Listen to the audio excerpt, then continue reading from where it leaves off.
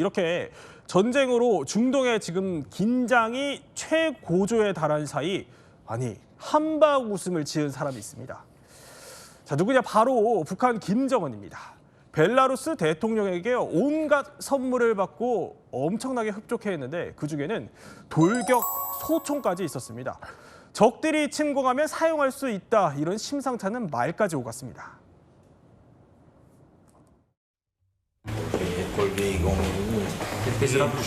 상식력이 저게 가지고 저기서 Спасибо. 고맙습니다. У нас положено за оружие деньги платить. 그러니까 우리는 그 전통적으로 무기를 받았으면 돈을 내야 하게 돼 있습니다.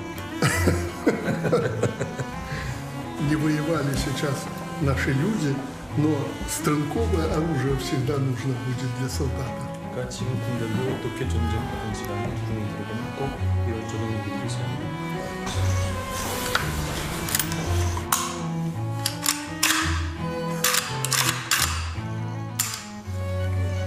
Все правильно. 다 정확하셨습니다.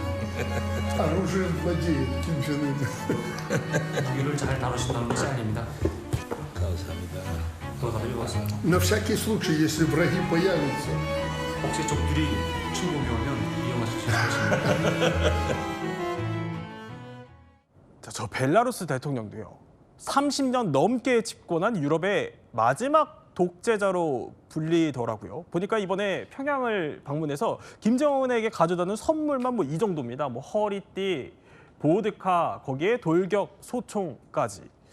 자, 보면은 저렇게 김정은이 돌격 소총을 본인이 직접 장전까지 해보면서 굉장히 또 한박 웃음을 지는데 일단 반길치 교수님, 이 소총이 그렇게 대단한 겁니까? 저게 이제 돌격 소총에 담겨 있는 세 가지 의미가 있어서 그래요. 첫 번째는 Ким Чен Ын. 군사 연대.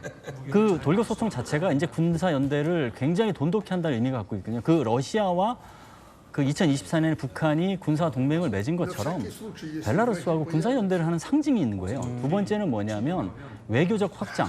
저는 하이퍼 전략이라고 얘기하는데 핵무기를 등에 업고서 네. 북한이 외교적 전략적 확장을 하거든요. 한반도에 갇힌 국가가 아니라 네. 외교적으로 굉장히 지대를 넓히는 국가다라고 얘기를 하는데 벨라루스가 찾아줬잖아요, 대통령이. 네. 그런 의미가 있죠. 그리고 세 번째는 미국을 보고 한박 웃음을 웃는 거죠, 사실은. 그건 뭐냐면은 러시아 우크라이나 전쟁에서 벨라루스가 굉장히 전반에 나서줘서 지원해줬고 북한은 파병을 해줬고 그러니까 그 세 개 국가가 반미 전선을 형성하는 결속을 자랑하는 거예요. 그러니까 네. 미국을 보고 사실은 한박 웃음을 웃는 거죠, 사실. 사실은 저 한박 웃음이 총을 보고 웃는 것도 있지만 미국을 겨냥한 거다라는 설명을 해주셨는데 자, 이번에 그 벨라루스 대통령이요. 장신구도 하나 선물을 했습니다. 그러면서 이렇게 얘기를 하더라고요. 이거는 따님에게 드리십시오.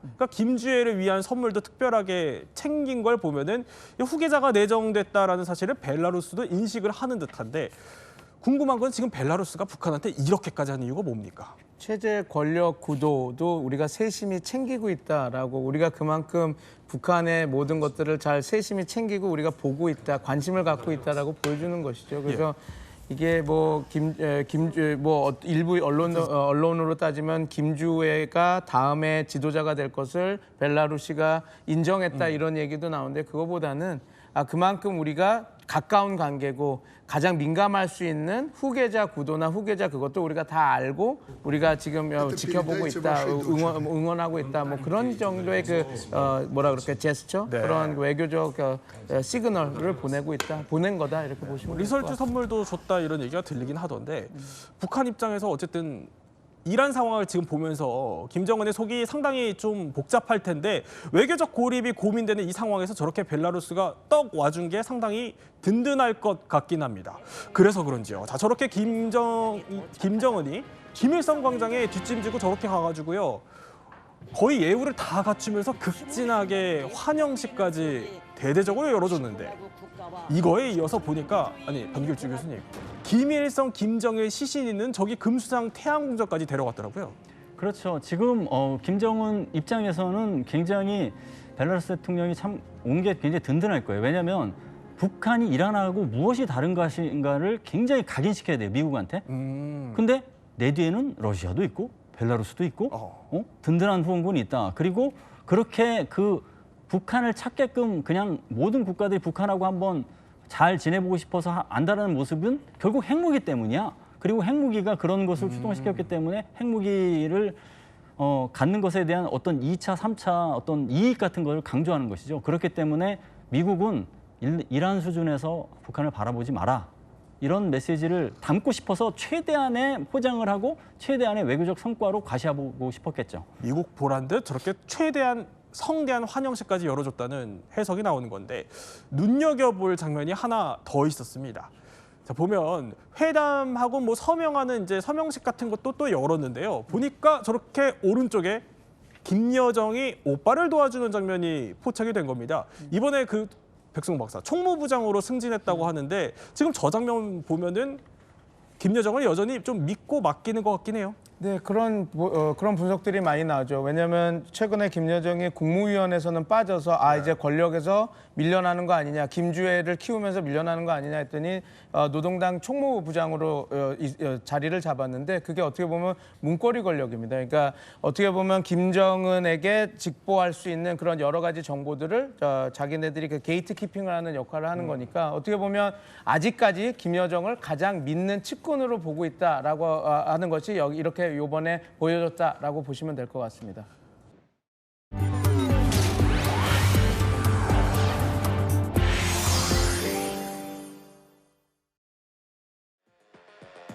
Hey Trump, you are fired. You are familiar with this sentence.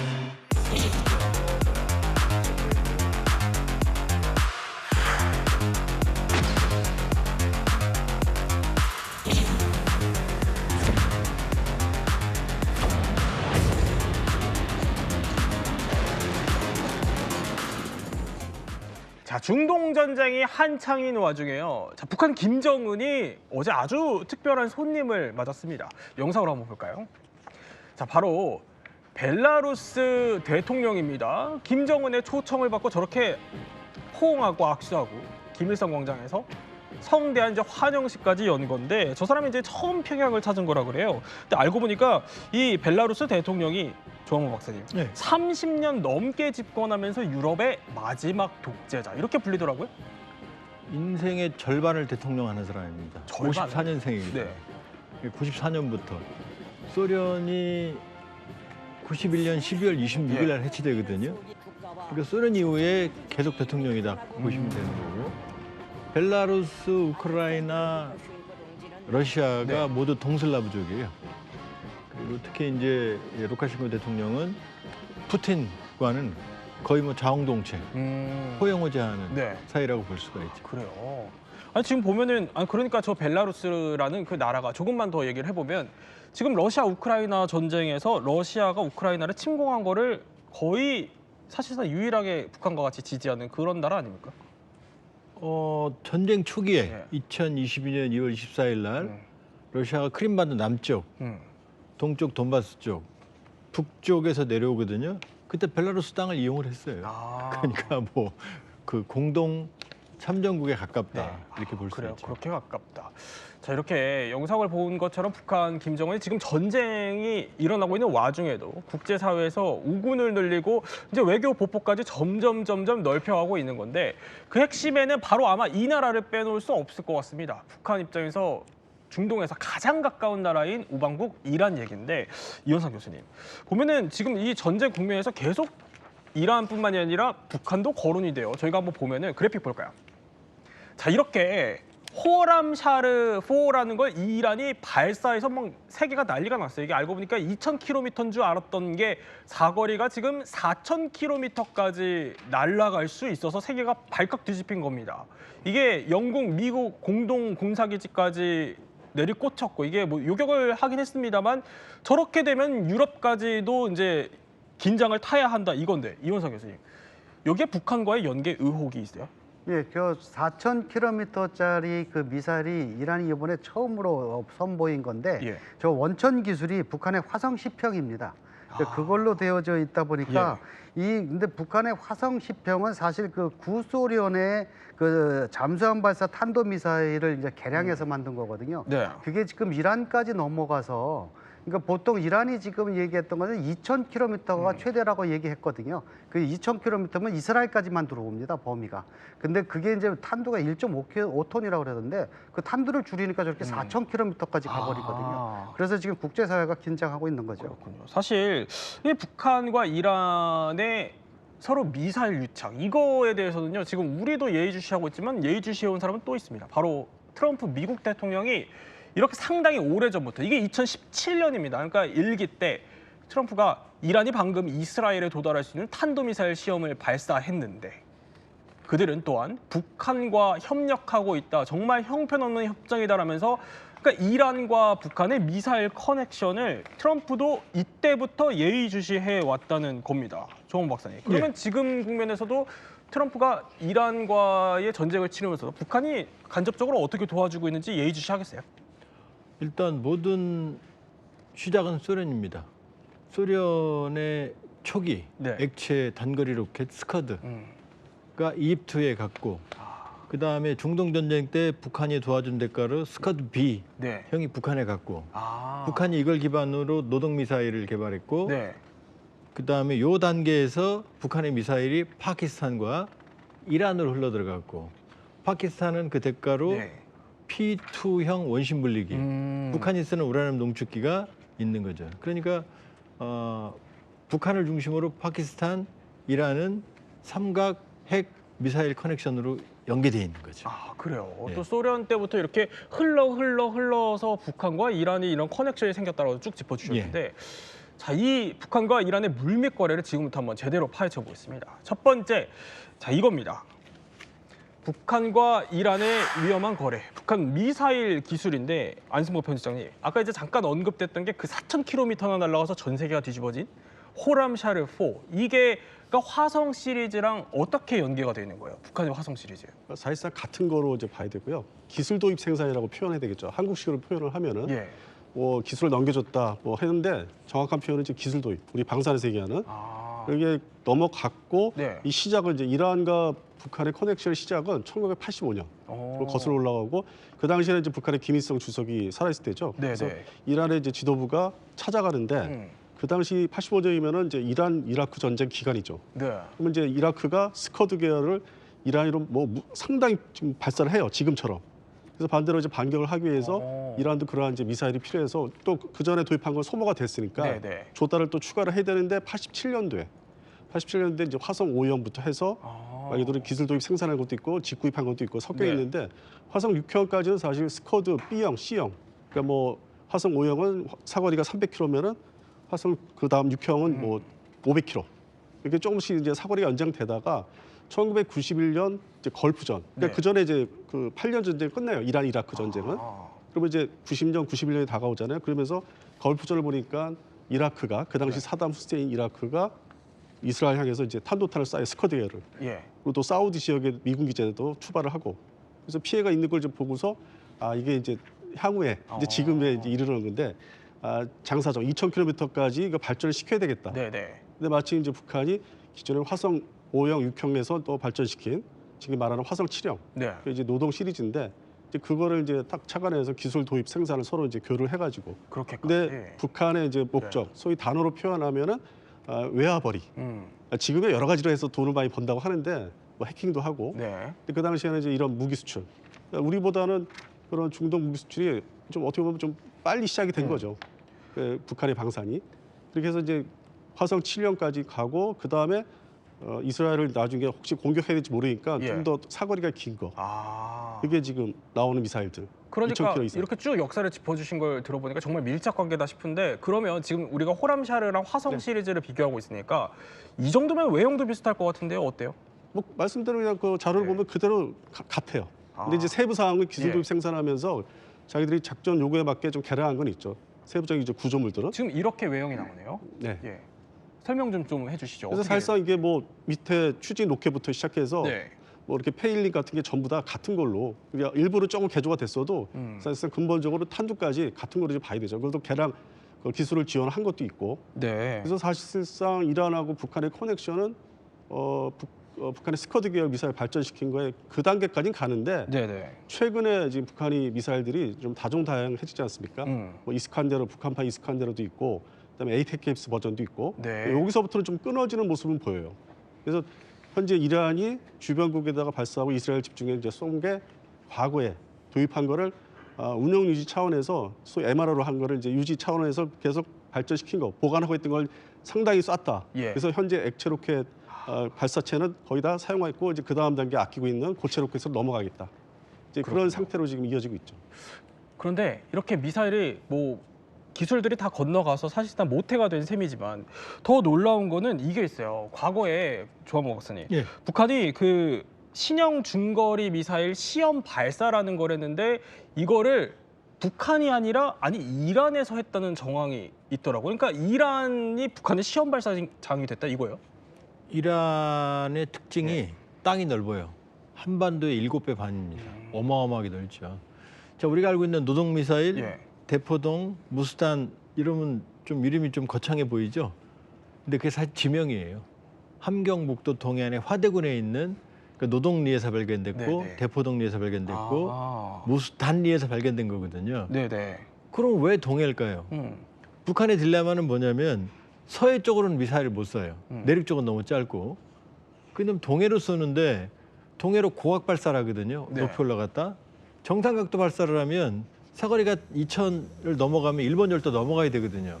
그다음에 북태평양의 미국 쪽으로 떨어져요. 그러니까 머리가 아프죠. 이런 도발이 되니까 이란에서 만일 쏘게 되면 여긴 제한이 없잖아요. 그러니까 북한의 딜레마를 해결할 수 있는 수단은 한반도 7개 반. 얼마나 크겠어요. 여기서 무작정 무한대로 쏠 수 있으니까 이란에서 발사했다 이런 얘기를 나오는 거죠. 그렇군요. 그럼 뭐 사실이라면 시험장을 하라고 이제 뭐 이란이 내줬다 이런 생각이 들기도 하는데 근데 이뿐만이 아니에요. 보면은 한 발 더 나아가서 UN 패널 보고서에 이런 내용이 있더군요. 자, 그래픽을 보면 북한의 무기 수출 회사인 조선광업개발무역회사라는 곳이 있는데요. 여기가 이란의 탄도미사일 관련한 뭐 각종 장비들을 팔아왔다고 해요. 그러면서 저기가 일종의 뭐 수출 통로처럼 사용됐다 이런 지적이 있는데 정모 박사님. 그러면은 아까 이제 1980년대라고 해주셨으니까 지금 이거는 거의 빙산의 일각이고 두 나라가 물밑에서 하고 있는 게 너무 많을 것 같은데요. 너무 많죠. 지금 중동은 북한으로 보면 보물창고예요.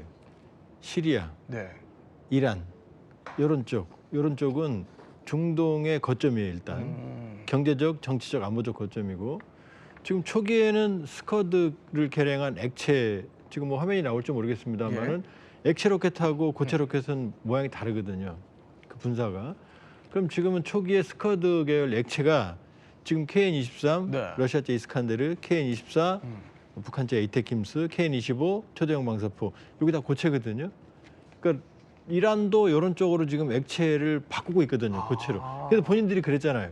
초기에는 구형 액체 쐈고 우리 지금부터 고체를 쓸 거야. 지금 보면 분사를 보면은 이란이 고체 로켓들을 쓰고 있거든요. 이 기술의 기반은 사실 북한이라고 볼 수 있겠죠. 그러니까 아주 긴밀하게 연계관계가 있다고 보면 되죠. 근데 사실 이호성 교수님 이렇게까지 두 나라가 미사일 협력이 가능한 데는 일단 그 두 나라가 외교적으로도 가깝기 때문일 것 같거든요. 그러면은 그 얼마 전에 제거된 하메네이도 혹시 북한을 간 적이 있나요? 하메네이가 대통령 시절에 그러니까 1989년 5월달에 북한을 방문한 적이 있습니다. 그러니까 그 당시로서는 중동 쪽에서 최고위층이 북한을 방문한 겁니다. 그래서 김일성이 직접 공항까지 나와서 영접을 했거든요. 그리고 이 하메네이가 감탄을 한 게 100만 평양 시민이 거리 환영을 해줬습니다.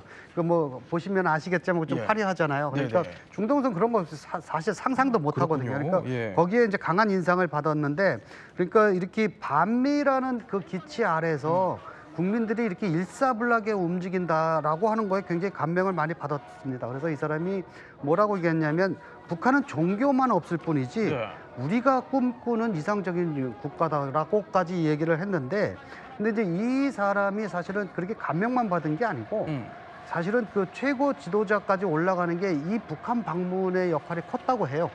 이걸 마치고 가서 그 당시 예. 이제 호메니한테 이걸 보고를 했더니 호메니가 거기 가서 한 외교적인 성과나 그런 담력이나 이런 것을 높이 평가를 했다고 합니다. 그래서 자기 그 이제 후계자로 생각을 하고 있던 차에 네. 그 한 달도 채 안 돼서 호메이니가 사망을 합니다. 아. 그리고 바로 저 사람이 제2대 최고 지도자가 돼갖고 지금 예. 내려왔던 겁니다. 아니 그러면 이렇게 하메네이가 북한에 간 적이 있다면 북한도 어쨌든 이란을 또 간 적이 있겠다 이런 생각이 드는데 찾아보니까 저희가 보니까 김정은이 굉장히 또 믿고 신뢰하는 김영남 당시 북한 최고인민회의 상임위원장이요. 자 영상으로 볼까요? 이런 적이 있었어요. 자 이란을 방문해서 저렇게 이제 하메네이도 저때 또 만났었다라고 전해지고 있고요. 직접 저렇게 가서 이란 수뇌부로부터 굉장히 또 극진한 대접을 받았다 이렇게 알려지는데 아니 하메네이가요 저 자리에서 김일성에 대한 회고를 했대요. 무슨 내용이냐? 조선을 방문해서 김일성 주석의 접견을 받던 일을 잊을 수가 없다. 김일성 주석은 위대한 정치가였다라고 회고할 만큼 굉장히 두 나라가 가깝고 뿌리 깊었다는 겁니다. 그런데 재밌는 거는 조 목사 이 두 나라 사이의 관계를 저희가 찾다 보니까 이런 내용이 있더라고요. 자, 북한 조선중앙TV가 이걸 발표했어요. 세계 각국의 행복 지수라는 걸 발표했는데 결과가 이렇습니다. 1위 중국 100점, 2위 북한 98점, 3위 쿠바 93점, 4위가 이란 88점인데 눈길을 끄는 건요. 꼴찌가 미국입니다. 203위 미국, 152위가 우리나라인데 정말 북한이 미국과 이란을 보여주는 시각을 극명하게 보여주는 것 같아요. 저기서 중국을 뺀다면 네. 중국은 조금 뭐 미묘한 입장이지만 베네수엘라, 이란 이쪽이 모두 반미연대의 축이죠. 그러니까 79년 호메이니 이슬람 혁명 이전까지 예. 이란은 철저하게 친미 반공 국가였습니다. 근데 호메이니 혁명으로 바뀌면서 미국으로부터 완벽한 고립을 당하면서 네. 북한과 함께 중동에서 강력한 반미 연대를 형성한 게 이란이거든요. 그러니까 이란과 북한은 정치적으로, 외교적으로, 군사적으로 아주 밀접한 관계가 있다. 동맹 협약만 없지 네. 상당히 깊은 관계가 있다 이렇게 볼 수 있죠. 상당히 깊은 관계다. 아니 그러면 이것도 궁금해져요. 이란한테 북한은 어떤 존재예요? 이란에게 있어서 북한이라고 하는 것이 이제 단순한 그냥 우방이 아니고 예. 저 두 나라가 다 미국의 제재를 받고 있는 나라거든요. 그러니까 체제가 살기 위해서 서로 필요한, 그러니까 기술적이나 심리적으로 서로 필요한. 도와주는 그런 관계거든요. 그러니까 네. 가장 믿을 수 있는 비즈니스 파트너예요. 그러다 보니까 이제 뭐 미사일이나 핵 부분만 보더라도 기술적인 부분을 이제 북한이 다 제공을 해주고, 그다음에 이제 사실 북한은 저걸 개발할 만한 자본이 많지 않은데 네. 그 자본을 이란이 대줍니다. 그리고 미사일이 이제 성공을 하게 되면 우선적으로 사가고, 예. 그러니까 그다음에 아까 말씀드린 것처럼 저 이란에 가서 실전 테스트도 해보고, 이제 그다음에 이 핵을 가지고 미국을 위협하겠다라는 공동의 꿈이 있기 때문에 이제 서로들 이제 서로 어떻게 하면 미국에 맞서서 살아남는가 이 노하우를 이제 서로 공유를 하기 시작을 하게 되는 거죠. 그러니까 심리적인 연대도 되고, 네. 그다음에 이제 가장 중요한 게 그 경제적인 탈출구예요. 둘 다 이제 제재를 받다 보니까 이란은 저기다가 뭐 이 미사일이나 이런 걸 예. 팔아갖고 돈을 챙길 수 있고, 그다음에 이 원유를 공급받을 수 있었거든요. 그러니까 이란도 이 원유를 이제 미국의 제재 때문에 중국 외에는 잘 못 팔았었는데, 네. 좀 뭐 북한에 그 원유 좀 띄워주는 건 그렇게 뭐 큰 문제가 아니거든요. 그러다 보니까 서로 이렇게 그런 어떤 식으로 제재를 회피할 것이냐, 이 노하우도 서로 이제 공유하게 되고, 이러다 보니까 이제 비즈니스 관계에서 혈맹의 관계로 이렇게 발전한 관계입니다. 그렇군요. 이렇게 좀 뭐 원유와 식량까지 북한이 챙겼다 이렇게 설명을 해주셨는데, 그런데 이 두 나라 간에 주고받는 거에 정말 핵심 중에 핵심은 따로 있어요. 뭐냐? 자, 바로 이렇게 원유와 현금을 북한이 받았다면 이 이후에 핵심은 바로 핵기술이에요. 뭐냐면 이란이 북한과 공동으로 핵연구소라는 걸 설립했다. 그리고 북한이 이란에 알고 보니까 핵기술자도 보냈더라. 이런 얘기가 있더라고요. 예, 그건 뭐 이미 잘 알려진 부분인데, 예. 근데 이 협력을 얘기할 때 등장하는 인물이 하나 있습니다. 그 파키스탄의 칸 박사라고 하는 사람인데 예. 이게 파키스탄의 핵의 아버지라고 부르는 사람이거든요. 그러니까 2000년대 이제 초반서부터 있던 사람인데 이 사람이 1990년대 그 후반부터 그 이란과 그 북한에게 원심 불리기의 그 기술을 전수해주기 시작합니다. 그리고 이제 설계도도 넘겨주고, 설계도까지. 그리고 이제 팔았어요. 그리고 이제 판매도 했고, 그러다 보니까 북한과 이란이 요 기술적인 원형을 공유하고 있습니다. 네. 서로. 그리고 이제 그 후 진척된 기술을 이제 각각 이제 진척을 시켰는데 그럴 때마다 서로 이제 그거 정보도 교환하고 뭐 이렇게 되고 그다음에 이게 이제 시리아에서 그 핵시설 공습 사건이 있었는데 이스라엘 공군기가 가서 공격했거든요. 네네. 이게 2007년에 있었는데 이때 그 공격했을 때 가서 보니까 그러니까 시리아의 알키바르라고 하는 핵시설인데 이 설계를 북한이 해줍니다.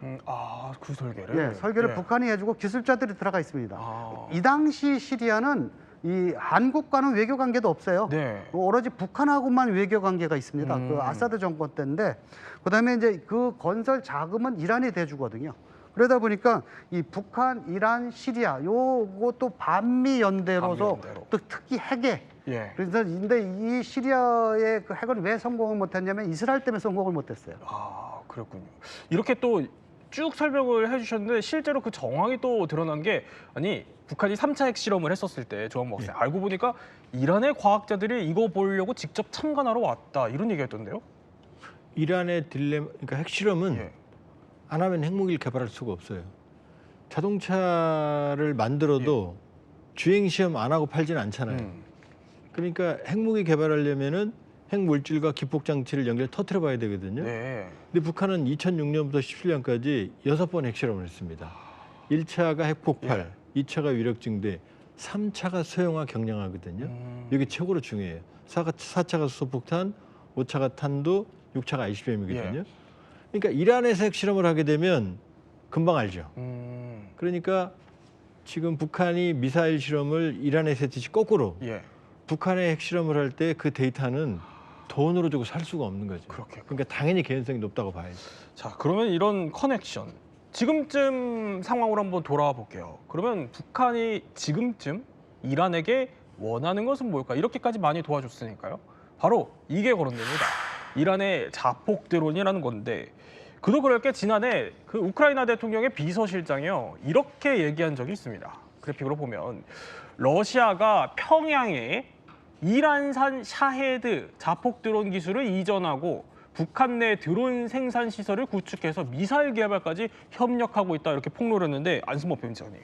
그러면 지금 북한이 이란의 그 드론 기술 좀 받아오려고 상당히 애쓸 것 같은데 지금 실제로 그래요? 근데 실제로 그럴 필요가 없는 게 러시아 이제 파병을 하면서 러시아가 이란제 샤이드 그 시리즈 드론을 생산을 하고 있지 않습니까? 공급도 받고 그 기술을 이제 자연스럽게 평양으로 이제 입수해가지고 공장을 이제 설치해서 방연 비행장에 그러면 이제 우리 한국말로 얘기해서 대한민국 말로 해서는 이제 기술 도입을 해서 생산을 본격적으로 하는 거고. 그래서 이게 현재 올해 기준으로는 이제 위협으로서는 이제 자리를 안 잡는 게 실전 배치까지 가야 되고 그 동안에 TV에서 여러 가지 보여줬던 거는 뭐 이스라엘제로 모방한 거라든지 좀 다른 종류를. 근데 이게 샤헤드가 지금 뭐 실전을 지금 하는 걸 보니까 상당히 무섭잖아요. 날아와서 순항 미사일처럼. 그래서 앞으로의 이제 한반도에서 이 지금 샤히드 시리즈가 확산이 되는 거죠. 마치 뭐 앞서 말씀드린 스커드 시리즈가 이제 뭐 화성 시리즈로 이제 변신해서 이렇게 수출도 되고. 그래서 그런 측면에서는 그 위협은 이제 시작이고, 또 대한민국이 거기에 대응해서 똑같은 무기 체계를 이제 갖춰야 되는데 그나마 좀 서둘러 가지고 국방과학 연구소에서 한국형 샤히드.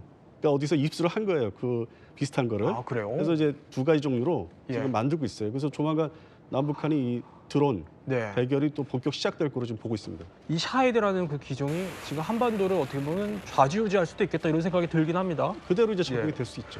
자, 근데 일각에서 또 보도가 이게 나왔어요. 뭐냐면 지금 북한의 그 북중 접경 지역에 있는 주민들 사이에서 이런 얘기가 돈다는 거예요. 뭐냐? 이 전쟁이 길어지면 우크라이나에 이어서 이란과 이렇게 가까우니까 북한 김정은이 이거 주민들 혹시 파병시키는 거 아니냐 이런 우려가 나온다고 하던데요. 전투 병력은 어렵죠. 전투 병력은 러시아와의 조약에 따라서 약 2만 명이 공병파하면서 우크라이나에 파병이 됐고, 그러나 군사 고문단은 다릅니다.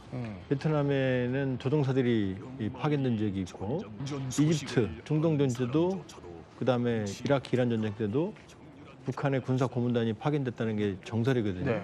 그렇다면 북한제 기술에 의존하는 이란의 미사일이라든지 여러 가지 상황을 봤을 때 군사 고문단의 파견 가능성은 배제할 수가 없죠. 배제할 수 없다.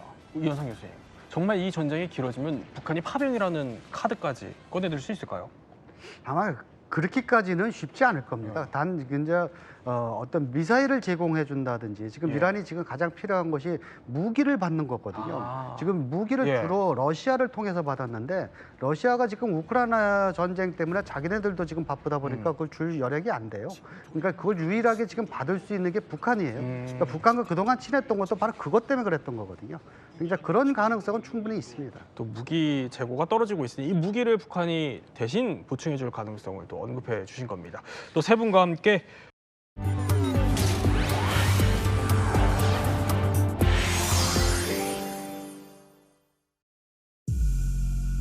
Their forces have gained combat experience in 21st century warfare, along with equipment.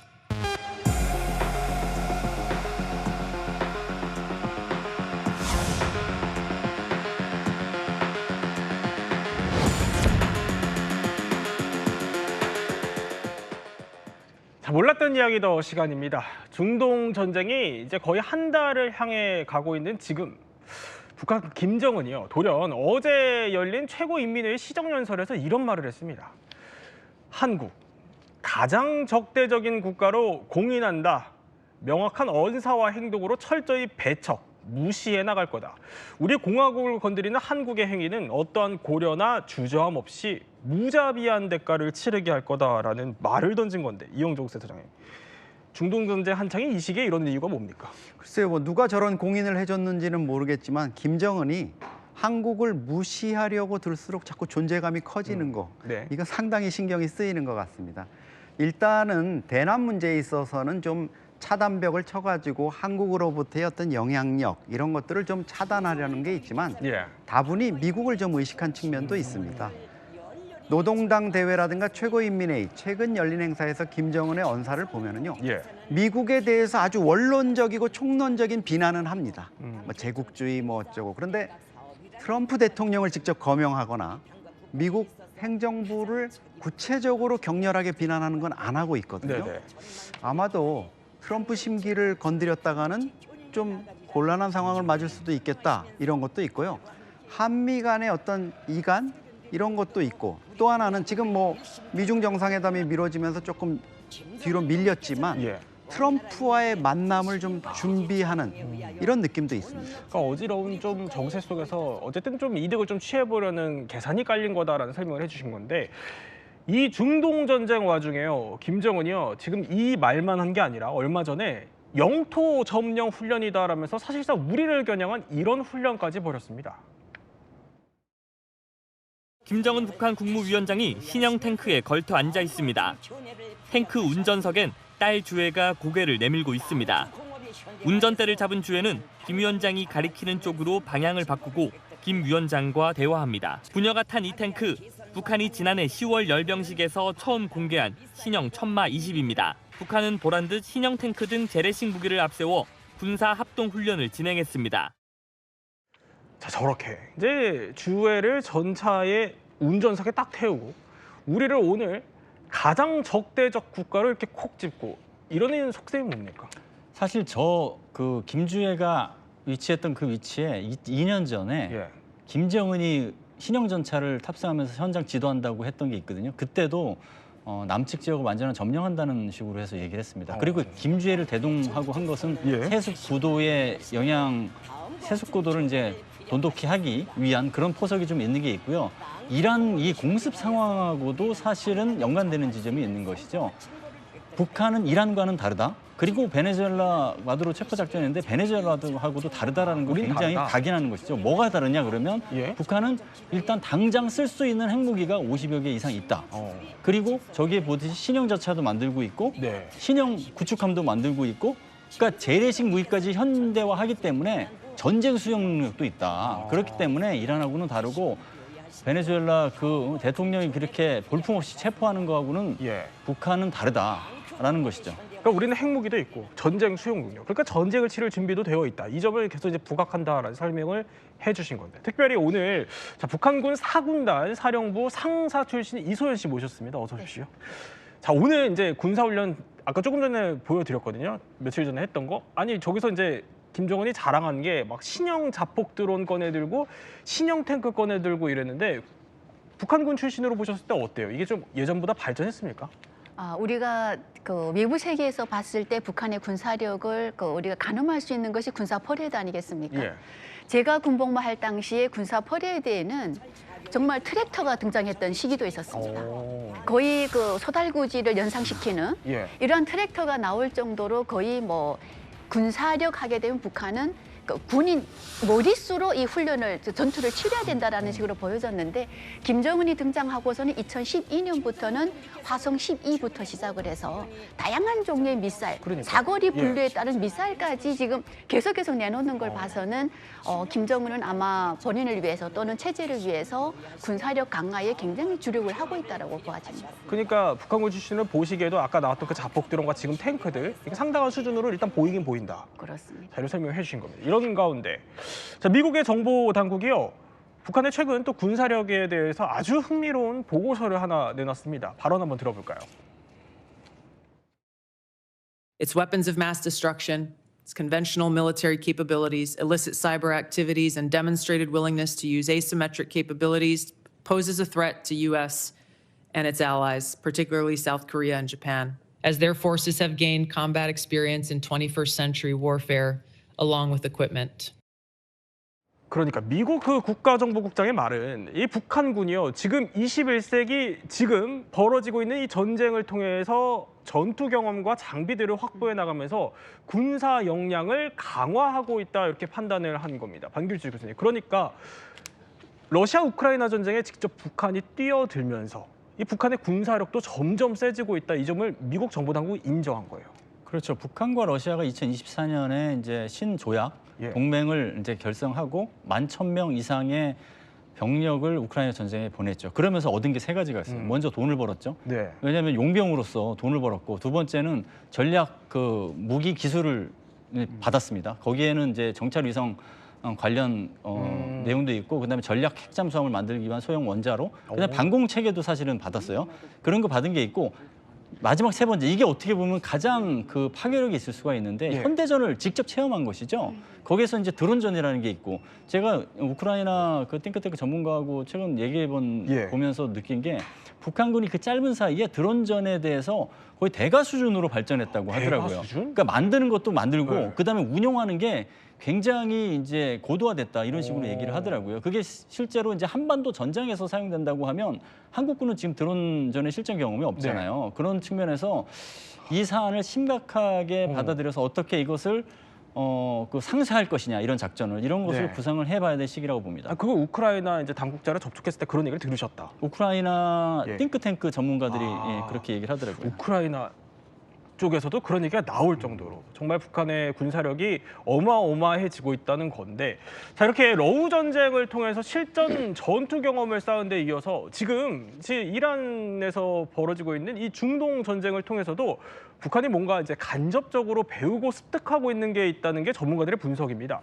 그래서 21세기 지금 전쟁을 통해서 김정은이 배우고 있을 것들 한번 짚어보도록 하죠. 첫 번째, 미국도 뚫린다. 이거는요, 미국이 그 직접 전쟁 당사국인 이번 그 중동 전쟁을 통해서 특히 세계 최강의 미군도 뚫릴 수 있다, 이 점을 김정은이 알게 됐을 거란 겁니다. 아무래도 이 장면 때문일 것 같습니다. 굉음에 이어 폭발음이 들리고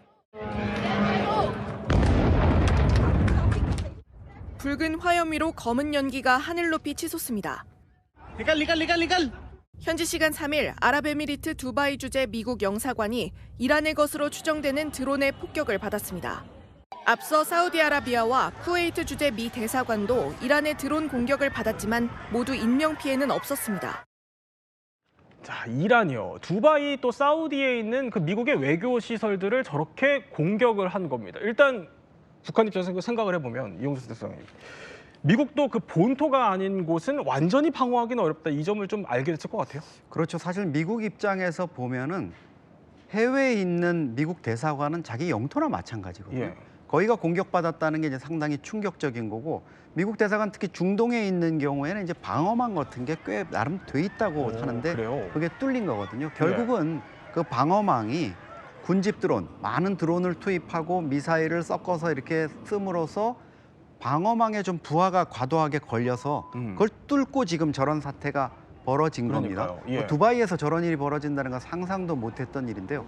김정은은 저걸 보겠죠. 보면서 아 이게 아무리 철저한 대공 방어망이 있어도 드론과 우리의 많은 미사일 그것이 뭐 꼭 좋은 미사일이 아니더라도 무차별적으로 쏟아부으면 뚫릴 수가 있겠구나. 이런 전술이라든가 아마 교리 같은 거를 연구하면서 이거를 주로 아마 저게 뭐 멀리 떨어진 데 하기는 어려우니까 대남 타격을 할 때 좀 자기네들이 힌트를 얻을 수 있는 그래서 아마 교리를 발전해 나가는 이런 과정을 밟을 것 같습니다. 교리를 발전할 수 있다. 이소연 씨. 그럼 북한군은 평소에 그 미국의 방어 뭐 이런 전술에 대해서 어떻게 배워요?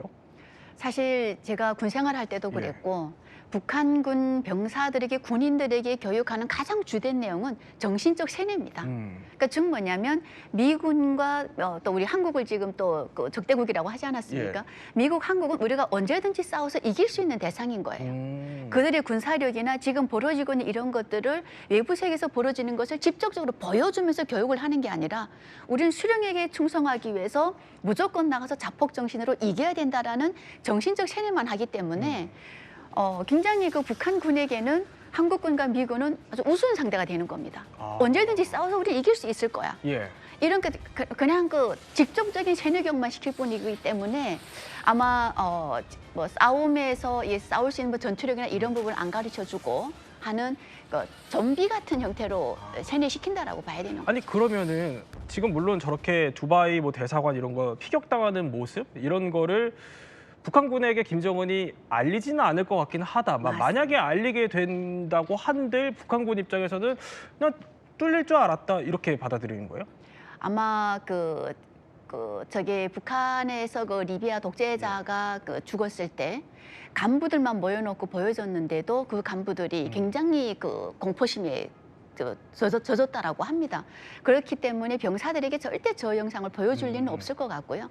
그냥 우리는 정신력이면 그 계란으로 바위를 깨서 이긴다 하잖아요. 네, 그러니까 정신력으로 우리가 준비만 하면 그 어떤 대상도 이길 수 있는 존재로 우리는 준비만 하면 된다라고 가르칩니다. 이영도 센터장님 설명은 이제 저런 상황들을 보고 김정은이 교리를 바꿀 수 있다 이런 설명을 해주신 이유는 박경식 교수님, 이게 사실 이란의 그 자폭 드론 공세에 당한 거거든요. 그러니까 이 드론으로 손쉽게 다층의 그 방공망을 뚫을 수 있다. 이 점을 알게 됐을 것 같아요. 그렇죠. 이제 김정은 입장에서는 처음에 재정난과 경제난에 허덕이는 북한 입장에서는 드론이 가성비 차원에서 좋은 무기잖아요. 관심을 가졌을 거예요. 근데 러우 전쟁에서 드론전의 활약을 보고서 이거 진짜 교리화해야겠다는 생각이 드는 와중에 이란하고 미국하고 이런 그 난타전을 보면서 교리화시킬 수 있는 동기를 가진 거죠. 그러니까 그 자폭 드론을 하고 저가 미사일을 이제 발사를 하면 이걸 어쨌거나 한 발이라도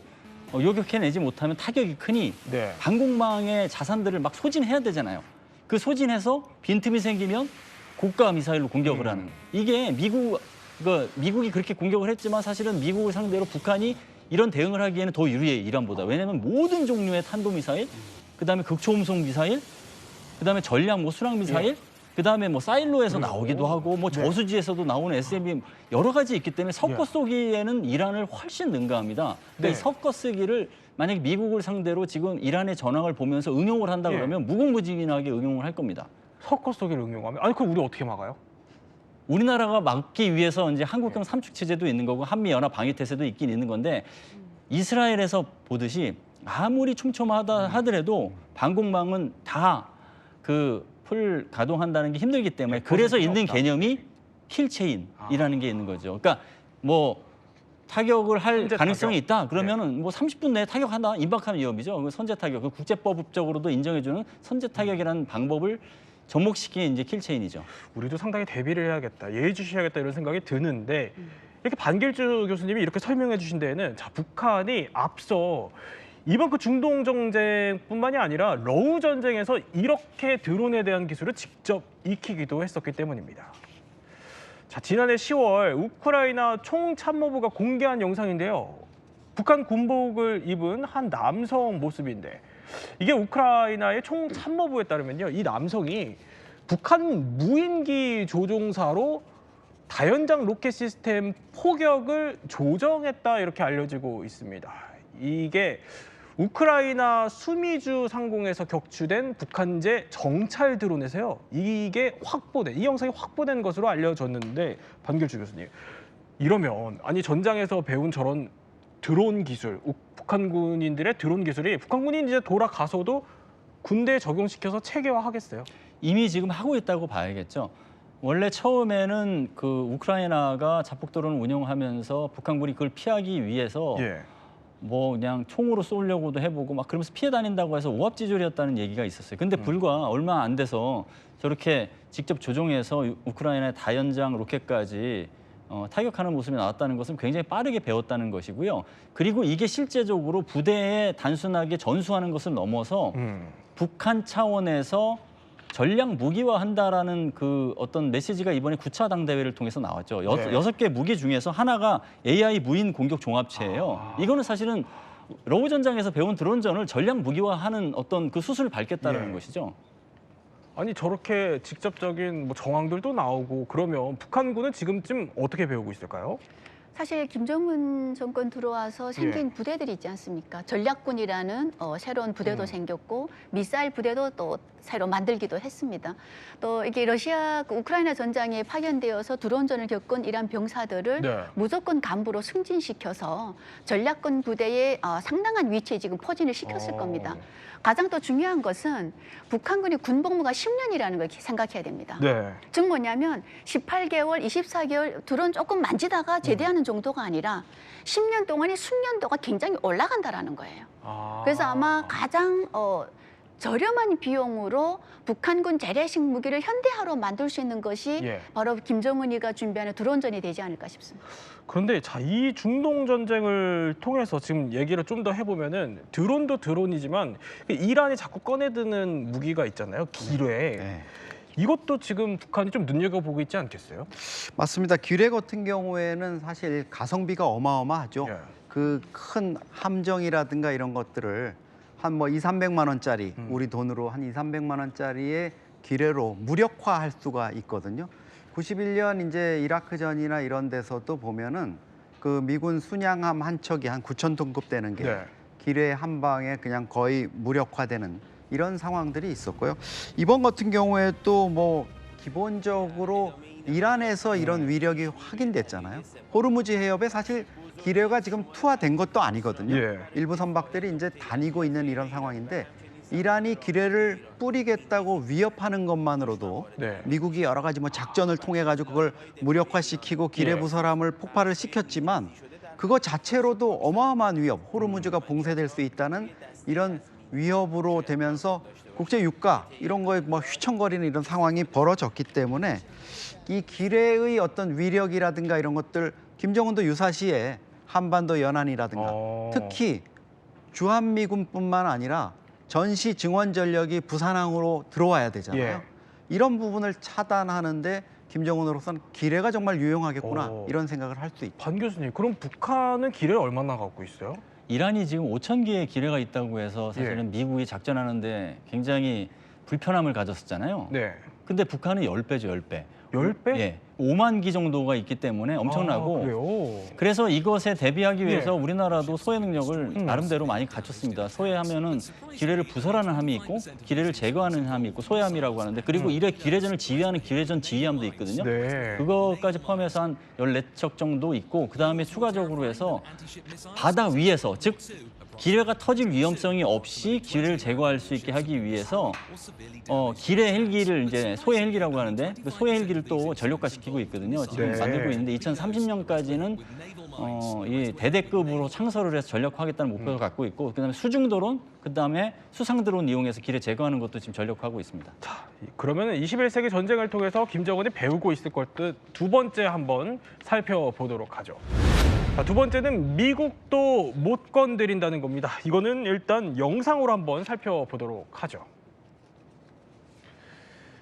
자, 이번 전쟁의 출발점으로 볼 수 있는 그 하메네이 공습, 그리고 이란의 미사일 기지들을 미국이 타격을 하기도 했었고요.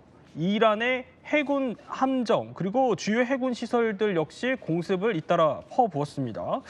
그리고 이란의 핵심 핵시설인 나탄즈의 우라늄 농축 단지까지 공격을 했는데, 그런데 결국 미국이 직접적으로 잘 건드리지 않았던 거는 바로 원유 시설로 꼽힙니다. 그 이유는 이게 유가를 밀어 올리면 미국도 경제에 치명타를 입기 때문인데, 반 교수님, 역으로 생각하면 이걸 보고 북한 입장에서는 미국이 이렇게 미국 입장에서도 피해를 보는 게 있으면은 넘지 못할 레드라인이 있겠다 이렇게 생각할 것 같아요. 그렇죠. 이란이 이제 미국이 피해를 보게 입게끔 하는 그 단초가 원유였고 북한은 핵무기죠. 그럼 핵무기가 과연 미 본토를 타격할 수 있는 수준의 핵무기가 있어야지 그런 뭐 위기 의식을 느낄 거 아니에요. 그게 사실은 화성 19형이 화성 19형 그 ICBM이 미 본토까지 가고 지금 개발 중인 화성 20형은 미 본토 전체를 다 커버할 수 있는 거기 때문에 미국 입장에서는 본토 타격의 위험성을 그냥 대충 지나갈 수는 없는 것이죠. 그런 지점에서 다르다 이렇게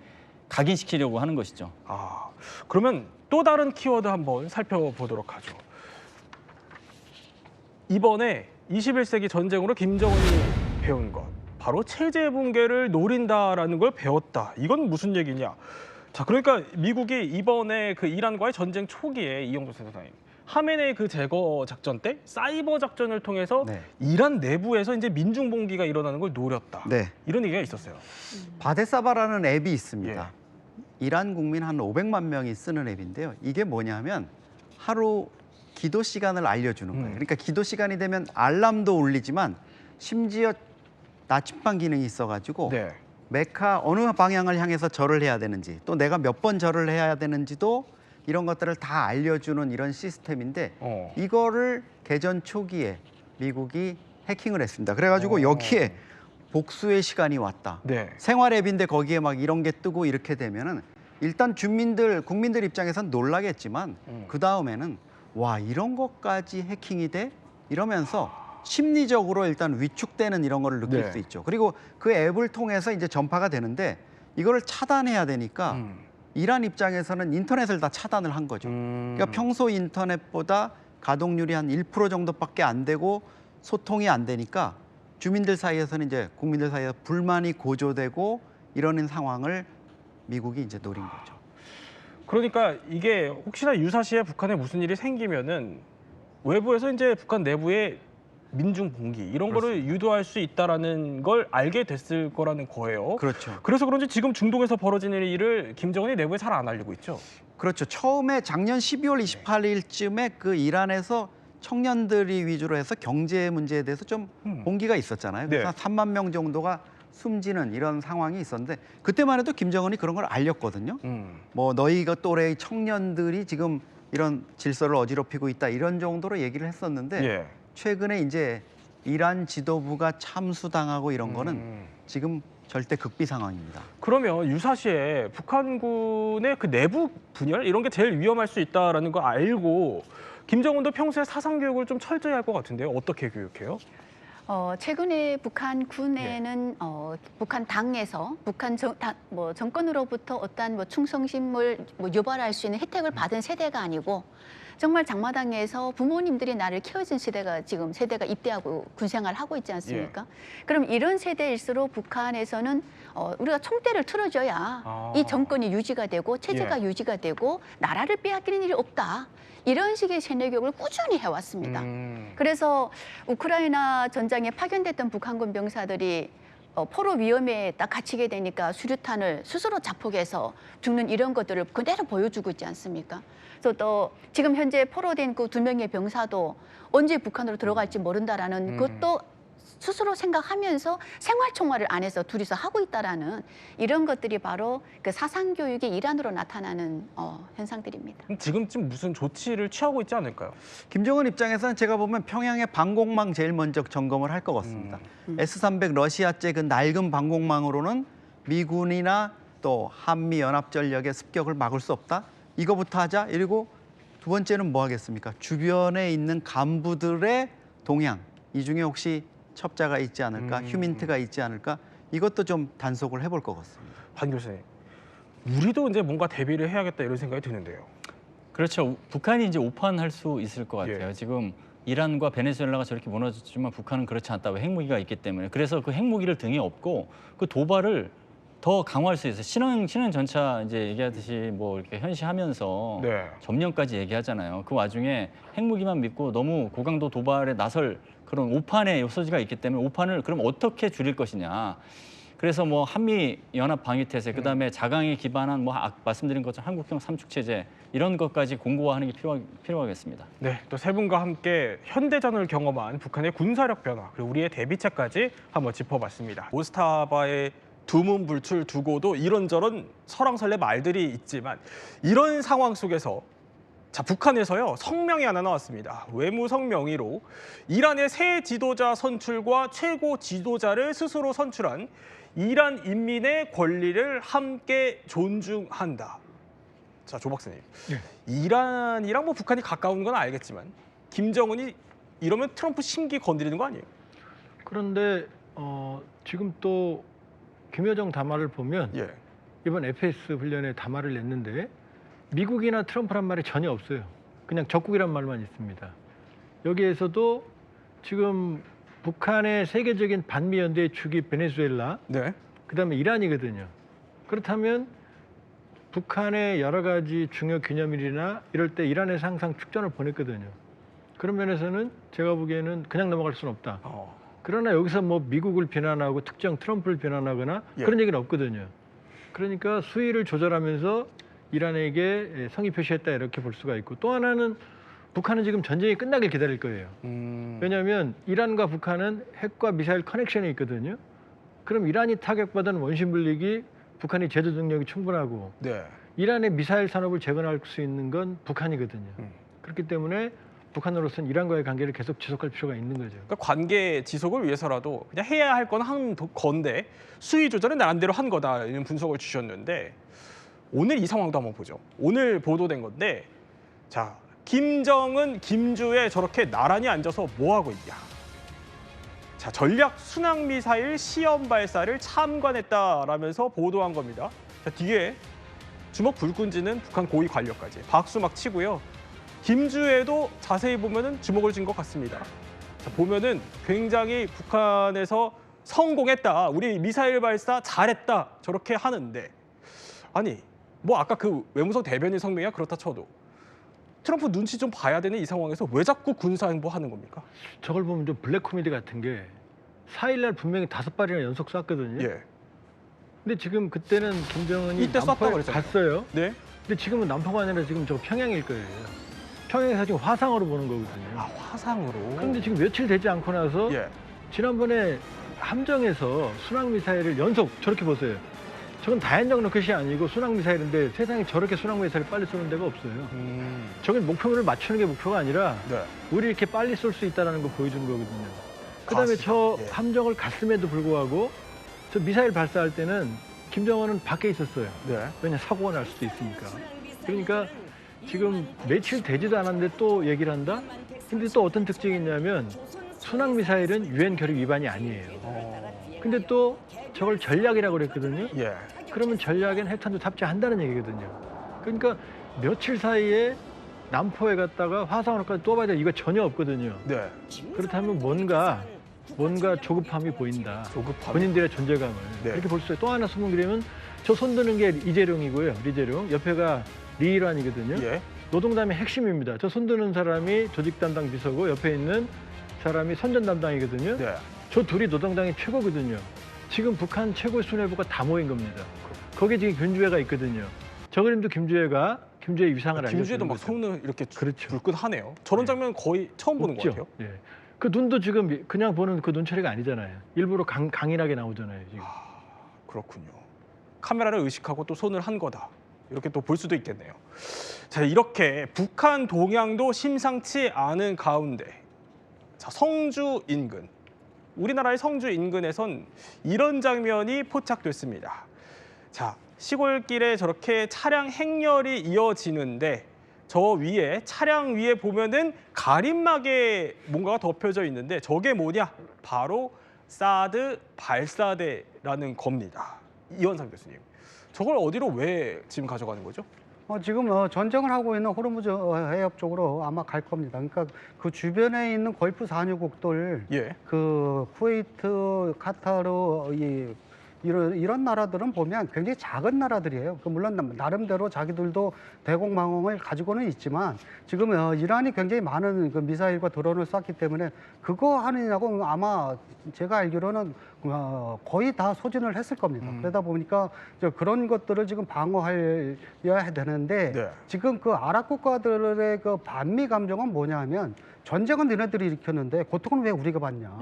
그리고 이란에서 쏘고 있는 미사일을 왜 방어를 안 해주냐라고 하는 거거든요. 지금 미국이 지금 걸프 산유국들까지 지금 방어를 해줄 능력이 되지 않거든요. 그러다 보니까 이쪽 그 아시아 태평양 쪽에서 여유 있는 부분들을 지금 그쪽으로 이동시키고 있는 걸로 알고 있습니다. 그렇군요. 저렇게 이동을 했고 발사대가 이동을 했지만 아직 중동까지 갔는지 차출됐는지 여부는 확인이 안 된 상황이라는 점 짚어드리겠습니다. 그렇지만 미 중부사령부가 또 사드 영상을 하나 공개했어요. 보겠습니다. 자, 이렇게 사드에서 미사일을 쏴서 요격하는 장면을 하나 공개를 한 겁니다. 저렇게 우리 방공망 문제가 없고 이란이 언제든 미사일을 쏘면 잡을 수 있다. 그 점을 과시한 건데 어떻게 보면은 과시이기도 하지만 한편으로는 좀 취약하다라는 점을 미국도 인식하고 있기 때문에 이란에게 저렇게 보여준 거다라는 해석도 나올 것 같은데요. 그렇죠. 그 전장에서 주도권을 장악하는 데 중요한 게 학습 효과라는 게 있습니다. 벤케인 합참 의장도 이란이 이 전장 상황에 되게 적응 잘하는 것 같다는 식으로 얘기를 했거든요. 그게 사실은 이란이 미국과 대적을 하면서 쌓아왔던 노하우, 교훈 도출을 통해서 그렇습니다. 그게 이제 작년 12일 전쟁부터 시작됐고 단순하게 미국이 타격을 한다고 복수심에 그냥 갖고 있는 모든 무기를 다 쏟아부으면 안 된다고 해서 재고량 관리를 했고요. 그리고 미국이 취약점이 뭐냐? 미국은 걸프국에 이제 미군 기지가 있는데 거기에서 미군 희생자가 생기면 국내에서 엄청난 우려와 비난이 있기 때문에 어떻게든 다 막아야 된다. 그러기 위해서는 갖고 있는 요격 무기를 그냥 쏟아 부어야 되는 거죠. 거기에서 사드 같은 경우는 중층 방어 무기, SM3 같은 경우 상층 방어 무기잖아요. 이게 이제 완전성을 높이려면 엄청나게 쏴야 되기 때문에 그 과정에서 이란 소진되는 것을 확인할 수 있었고 그래서 20에서 50% 정도 소진된 것도 나오고 그리고 또 방공망의 입장에서 이것을 이제 가동을 정지시키려면 이 방공망 차원에서 눈과 귀, 통신 시설, 그다음에 레이더 시설 이것을 제거하는 게 결국은 미국이 갖고 있는 핵심 노드다, 취약점이다라고 해서 그걸 공격하는 게 있고요. 그리고 또 기습 효과 플랜 B로 해서 걸프국에 대한 일반 민간인 공격하고 해서 충격 효과를 높이고 이렇게 해서 적응하기 때문에 미국이 수세에 몰리게끔 상황이 이렇게 변하고 있다 이렇게 평가할 수 있겠습니다. 근데 미국이 좀 조급한 것 같아요. 미국이 말이 너무 많아요. 옛날 같으면 그냥 공격하고 말지 매일 공격한다 어쩐다. 저게 사드가 정상이라면 사드는 요격 고도가 70에서 150km 사이거든요. 아까 그 공개한 거. 눈에 그렇게 안 보여요.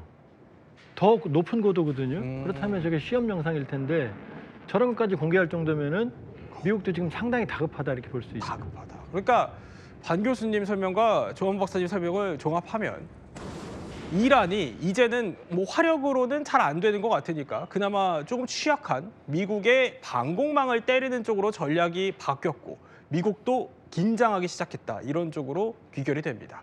자, 전쟁의 끝은 자신들이 끝내겠다는 이란. 하지만 정작 트럼프 대통령은요, 이런 선언을 했습니다. Iran's a very powerful country. They were going to take over the Middle East. If we did not hit them, most are now destroyed. Everything they have is gone, including their leadership.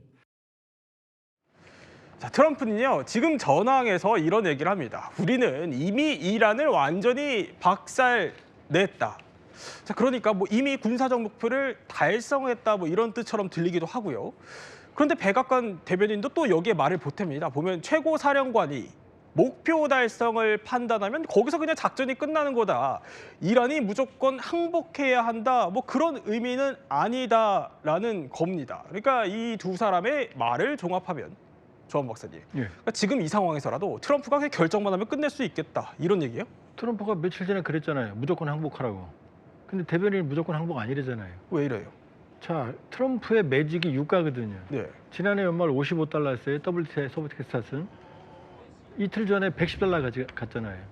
그러면 트럼프는 못 견뎌요. 트럼프 매직이 모두 깨지는 게 고유가거든요. 네. 그러니까 트럼프 대통령으로서는 본인이 생각했던 완전한 목표보다는 이제 대충 됐어. 그러니까 전쟁은 트럼프가 끝낼 수 있죠. 목표가 달성됐어라고 나오면 되는 거니까. 그러니까 지금 탈퇴로 네.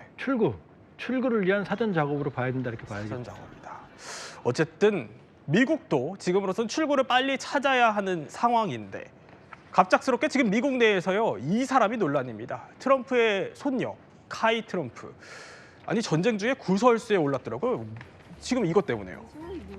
저 식료품점이 미국 내에서도 제일 고급이랍니다.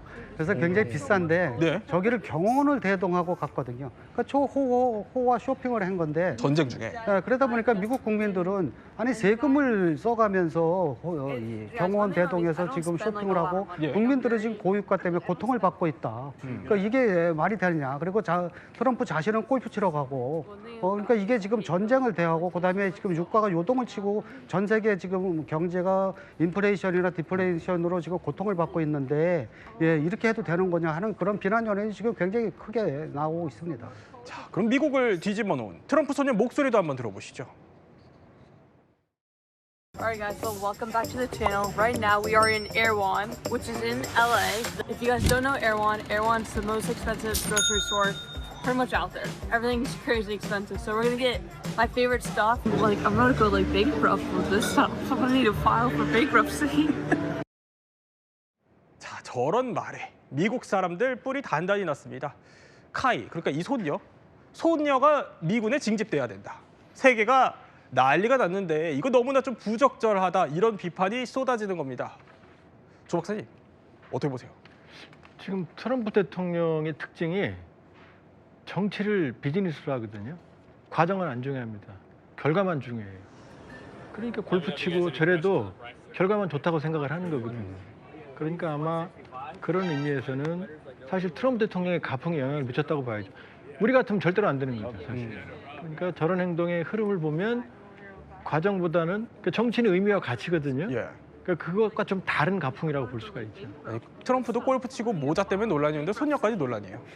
미국이 이제 뭐 개인주의 문화가 좀 있죠. 그래서 물리적인 공간은 거리를 두고 심리적인 거리를 두고 남의 일은 굳이 관여하지 않고 이런 문화가 있습니다. 그럼에도 불구하고 저건 너무 많이 나갔다.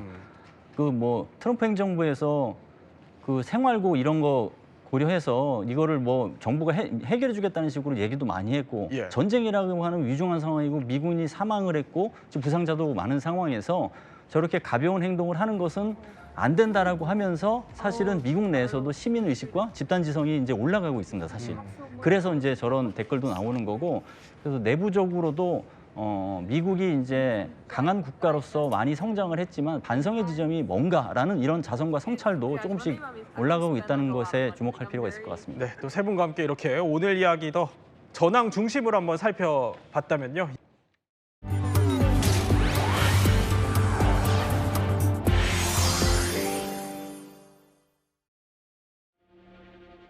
When crazy people have nuclear weapons, bad things happen.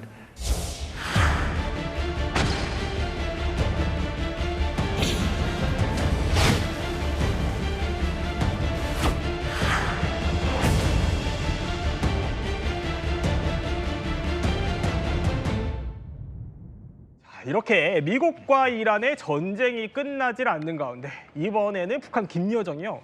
오늘 아침에 입을 열었습니다. 자, 보면은 한미연합훈련에 대해서 적대 세력들의 군사력 시위 노름은 자칫 상상하기 끔찍한 결과를 초래할 수 있다. 그러니까 어제부터 이제 한미연합훈련이 시작됐고 그걸 두고 저런 반응을 좀 낸 건데 박 교수님. 그러니까 속내는 북한의 지금 속내는 미국과 이란 전쟁도 염두에 두고 저걸 냈겠죠? 그렇습니다. 뭐 당연히 신경을 많이 쓰고 있을 거고요. 왜냐하면 미국의 적대적인 반미 국가들의 지도자들을 지금 교체하거나 제거하는 작업들을 계속하고 있고 그렇다면 실상 남아 있는 것은 그 이란 이제 이후에 쿠바 뭐 이미 트럼프 대통령이 얘기를 했습니다만 쿠바 그다음 북한 정도거든요. 그렇기 때문에 북한의 입장에서는 굉장히 신경이 쓰이고 있고 근데 특히 한미연합훈련에 대해서는 사실은 김여정이 본인의 이름으로 담화를 내기 시작한 이후에 한미가 훈련을 하거나 혹은 한미일이 훈련을 하거나 항상 거기에 대한 비판의 목소리는 내고 있었거든요. 왜냐하면 지난 그 9차 당대회에서도 김정은이 다시 한번 얘기를 했습니다만 자신들이 미국과의 관계를 개선할 여지가 있다는데 다만 조건 중에 하나가 이른바 미국의 대북한 적대시 정책을 철회해라라고 얘기를 하는데 적대시 정책의 핵심이 바로 한미연합훈련과 전략자산 전개거든요. 그런 부분에 대해서 계속해서 꾸준히 문제 제기를 하고 있다라고 판단이 됩니다. 그런데 눈길을 끄는 이제 김여정이 줄곧 내왔지만 다만에 얼마 전에 저희가 전해드렸지만 김여정의 직책이라고 해야 될까요? 그게 뭐 총무 담당으로 바뀌지 않았나요? 그렇죠. 예. 그런데도 김여정이 냈다는 건 나름대로 수위 조절한 겁니까? 김여정이가 냈다고 해서 수위 조절이라고 보기에는 총무부장이지만은 여전히 남북 관계와 대외 관계는 김정은이가 자기 동생인 김여정을 통해서 이제 다가가겠다라는 의지를 다시 한번 보냈고 이번에 수위 조절이라고 우리가 볼 수 있는 것은 김여정 담화 내용에 이란 전쟁이라는 지금 우리가 쓰고 있는 표현이 없습니다. 지금 이것을 보면 지금 북한이 현재 이란 전쟁의 진행 상황에 대해서 대단히 두려움을 가지고 있고 더군다나 트럼프 대통령에 대한 직접적인 비난이나 언급이 없습니다. 그러게 한미연합훈련은 미국이랑 같이 하는 거죠. 그렇죠. 당연히 그렇죠. 이란 전쟁을 지금 결국은 트럼프 대통령이 결단해서 일어나는 거 아닙니까? 그럼에도 불구하고 오늘 현재까지도 트럼프 대통령 언급을 절대 하지 않고 있습니다. 그 이유는 이번 이란 전쟁을 통해서 미국의 전쟁 방식이 완전히 변했기 때문입니다. 지금까지 미국이 이라크전이나 걸프전에서는 전쟁의 마지막 단계에서 지도자를 제거했는데 지금 미국의 전쟁 수행 방식은 전쟁을 시작할 때 바로 최고 지도부 제거로 시작하는 겁니다. 이것이 북한에서는 대단히 두려운 점이죠. 그래서 트럼프 대통령 어떻게 튈지 모르는 이 트럼프 대통령을 직접적으로 자극하는 건 일단 피하자. 이것이 지금 북한의 전략으로 보여집니다. 그러니까 시작부터 지도자를 제거하는 트럼프의 방식 때문이라도 지금 트럼프의 심기를 좀 건드리지 말자. 이런 취지가 읽힌다라는 설명을 해주신 거예요. 자, 이렇게 미국과 이란 전쟁 국면에서 이제 김여정이 물론 담화를 냈지만 지금 그 담화를 내면서도 속내가 복잡할 사람은 따로 있겠죠. 바로 김정은입니다. 자, 보면은 그런데 김정은이요. 하메네이 폭사 이후에도 공개 행보를 계속 이어가고 있습니다. 보면은요. 지난 1일에는 시멘트 공장 갔고요. 3일에는 저격수의 날에 가서 사격 경기 보고 최연호를 시험 참관하고요. 저 땐 또 배도 탔더라고요. 보면 또 4일에는 저런 순항미사일 시험 발사도 참관을 하고 공연까지 김주애를 데려가서 본 겁니다. 아니, 박 교수님. 이전에 아버지 김정일 생각하면은 미국이 이렇게 군사 행동을 하면은 어지간해서 수면 위로 잘 안 올라왔던 걸로 저를 기억을 하는데 지금 전쟁 중에 이 상황이면은 김정은의 본인 경우도 좀 예민할 법한데요.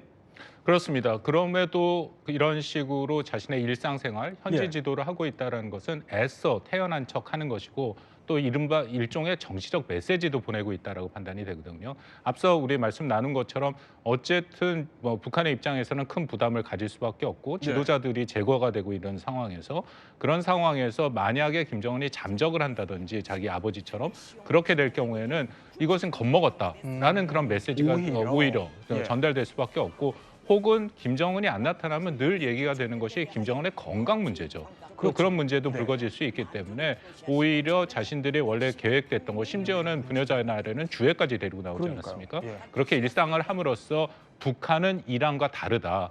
자신들은 핵을 보유하고 있기 때문에 확실히 군사적인 억제체가 있다라는 그런 정치적 메시지를 또 한번 보내고 있다. 그렇게 판단이 됩니다. 그 뭐 건강 이상설이나 겁먹었다 이런 메시지를 내보내지 않기 위해서라도 물론 경호가 신경은 쓰이겠지만 일단 공개 행보는 계속 하는 거다. 이런 설명을 또 해주신 건데 그렇다면 이런 공개 행보에서 이제 김정은이 어떤 행동을 하는지 보면은 그 심리도 어느 정도 읽어볼 수 있지 않을까요? 그래서 저희가 행동 심리 분석가에게 공개된 김정은의 행보에서 포착된 심리를 한번 읽어봐 달라고 부탁했습니다. 불안을 오히려 덮는 방식으로 하면서 권력을 조금 더 촘촘하게 연출하려는 그러한 작업들을 하는 것으로 보여지는데요. 종이를 들고 와서 보여지는 모습들이 누군가한테 쓴 편지를 마음을 담아서 쓴 편지를 읽어주는 그러한 모습을 연출했다라는 생각이 들 정도로 움직일 때도 오히려 고개를 숙이면서 인사하는 모습도 굉장히 많이 나오고 본인을 살짝 낮추는 형식으로의 연출이 되게 많이 보였거든요. 리설주와 주애와 같이 동반하면서 같은 자리를 가졌잖아요. 근데 이런 모습들이 보여질수록 이제 권력 이외에 사적인 영역도 우리는 안정되어 있다라는 이런 상징 효과를 가질 수가 있어요. 그러니까 공적인, 사적인 부분 모두 우리는 이제 안정이 좀 되어 있다 이런 시그널을 일부러 보여주기라도 하는 듯한 그런 행동들이 보인다는 거예요. 태효님 보시기엔 어때요? 예, 옳습니다. 지금 이란 전쟁이 일어난 이후에 김정은의 공개 행보가 지난 시기 평시보다 대단히 많습니다. 그래요? 예, 그리고 아주 태연한 이런 모습을 이제 국제사회에 보내주면서 북한은 아주 정상적인 모든 일상이 정상대로 진행되고 있다. 이런 이미지를 이제 강하게 보여주려고 하는데 저는 오히려 저런 김정은의 모습을 보면서 상당히 심리적으로는 더 불안해하고 있구나라는 걸 제가 읽을 수가 있습니다. 예. 더 불안하다. 오히려 더 공개행보라는 게 더 불안해 보인다. 예. 예.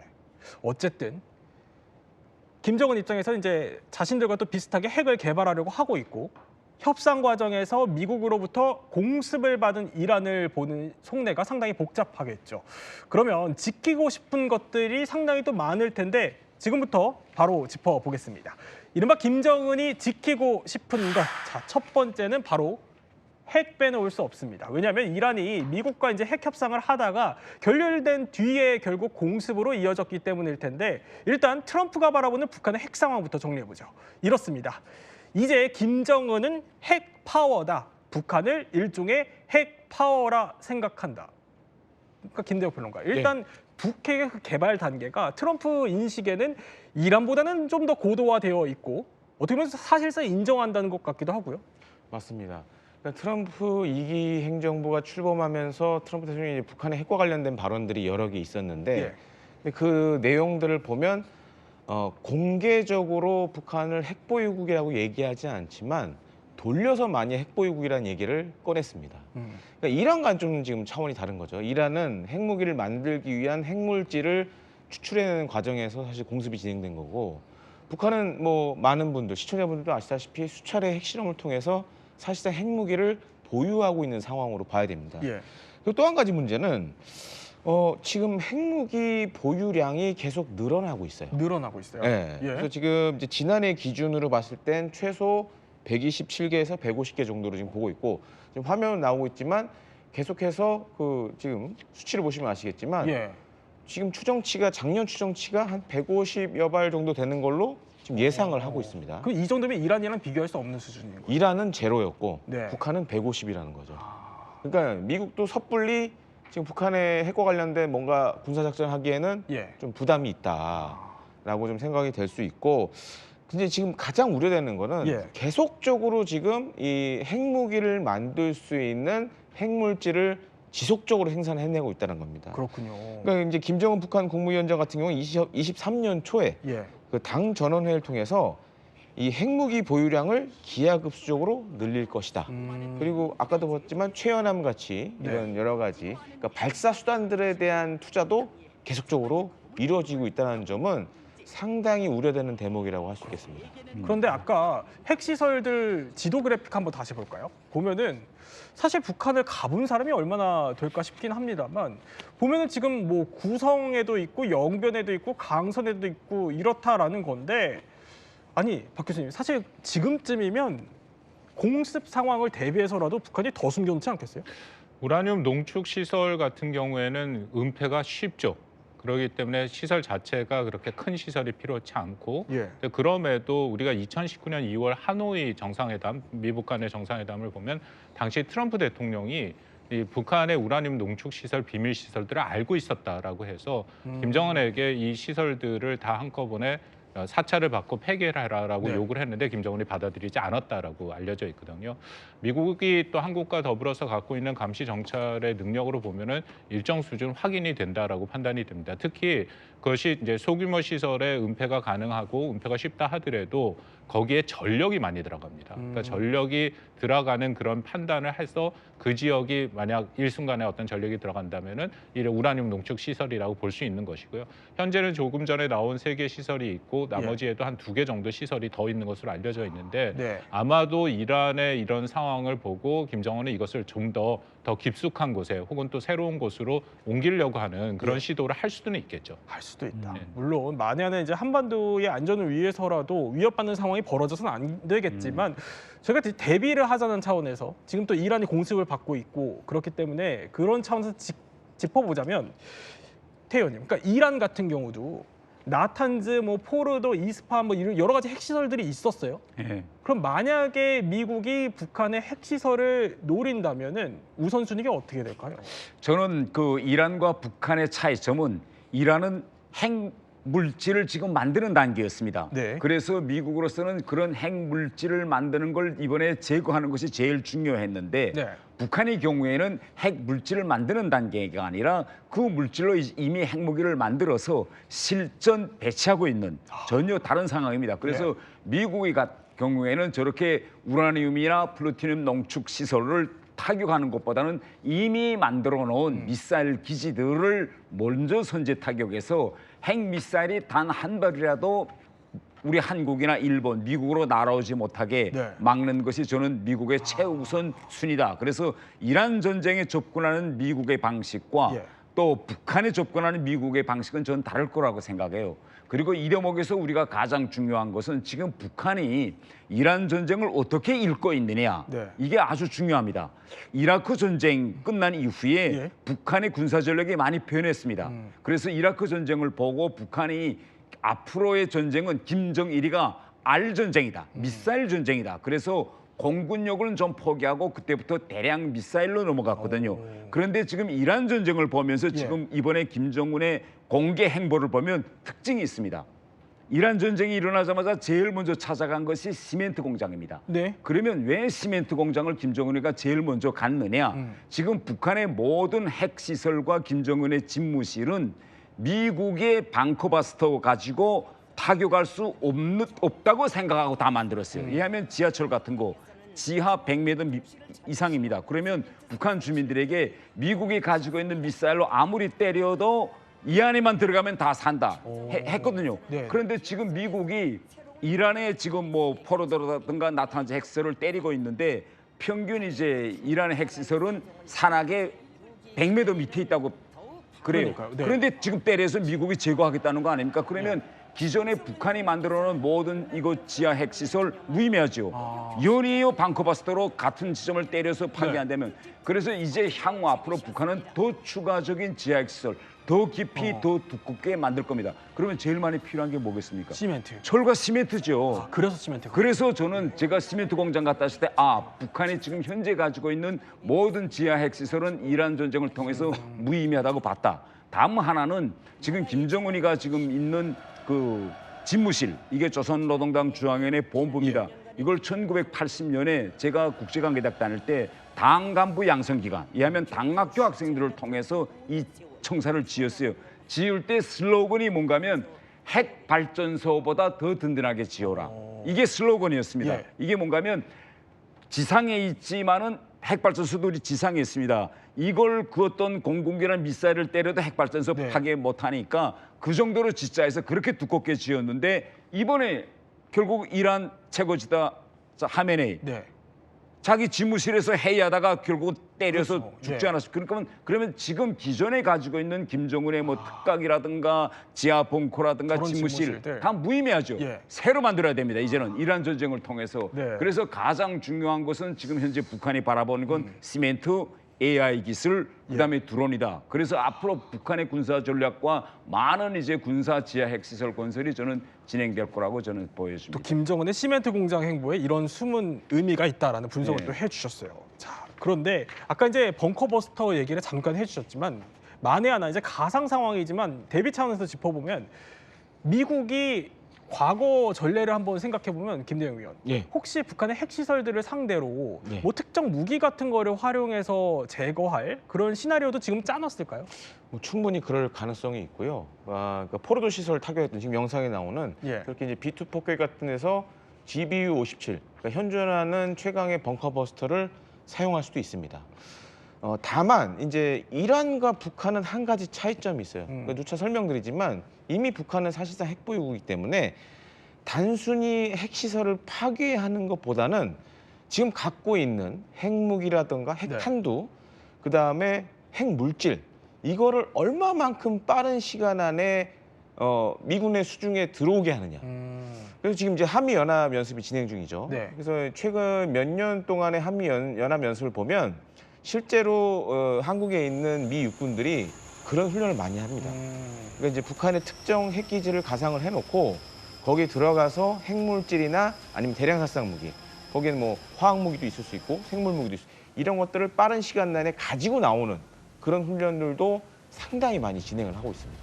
그렇군요. 상당히. 당시 이제 또 이란을 타격했을 때 저희가 가상 영상들까지 보여드렸는데 태 의원님, 그럼 이 정도면은 이렇게 세 분이 말씀하실 정도면 김정은도 지금 다 당연히 알 것 같거든요. 그러면 지금쯤 핵무기들 어디로 다 숨겨놓지 않았을까요? 김정은이? 그 상당히 이제 북한의 모든 핵시설은 다 산악이나 지하에 이미 다 들어가 있습니다. 그리고 다른 하나는 북한은 이렇게 숨겨놓은 것도 중요하지만 북한의 핵무기 특징은 다 이동형입니다.